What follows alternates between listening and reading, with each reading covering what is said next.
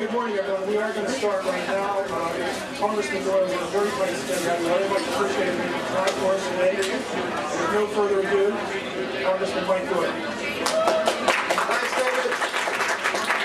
Well, good morning, everyone. I'm co-chair of the Congressional Robotics Caucus, and I want to welcome everybody here. This is our 6th briefing put on by the caucus, and I want to make just a few introductory remarks and thank the distinguished guests who will be sharing insights with us today. The Congressional Robotics Caucus was established a little over a year ago to educate interested members and staff about how robotics technology is helping American companies become strong global competitors. The caucus now consists of nearly 30 members of Congress from all over the country who recognize the growing role that robotics technology is playing in our nation's economy and how much potential this technology holds for creating jobs, reducing costs, and increasing our international competitiveness. My friend and colleague Phil Gingrey serves as my fellow co-chair of the caucus. Phil sits on the same committee that I do, so if he's not here, please cut him a break. He's probably up there where I should be. At briefing earlier this year, caucus members and guests were briefed on the National Robotics Technology Roadmap, which was developed over the last year with funding from the National Science Foundation. I want to take this opportunity to let you know about the latest developments on that front. The NSF has invited representatives from academia and industry to meet with them to discuss potential new research efforts in robotics technology. That meeting is tentatively set for November. In addition, representatives from industry and academia have met with Tom Khalil, Deputy Director for Policy in the White House Office of Science and Technology Policy, and he has agreed to convene a summit of program managers from various government departments and organizations involved in robotics technology to discuss their common interest and the importance of robotics technology to their respective goals and objectives. Such a meeting would represent an important first step towards raising robotics technology to the level of a national initiative. Today at this briefing, we'll hear about the role that robotics play in science, technology, engineering, and mathematics education. While innovations generated by the STEM fields have accounted for more than half of the growth in our nation's gross domestic product, only 15% of recent college graduates in the United States majored in engineering or the natural sciences, compared with 38% in South Korea, 47% in France, and 67% in Singapore.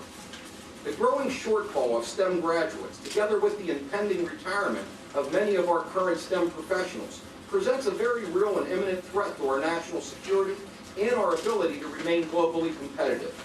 As a nation, we must find ways to encourage our young people to become STEM proficient and pursue careers in STEM fields. If we don't, we will all face a dismal economic future.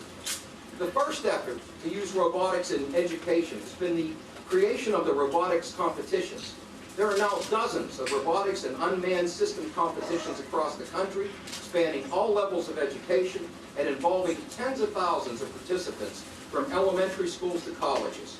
Moreover, there's a significant body of evidence that such competitions are proving effective and inspiring youth to pursue STEM careers.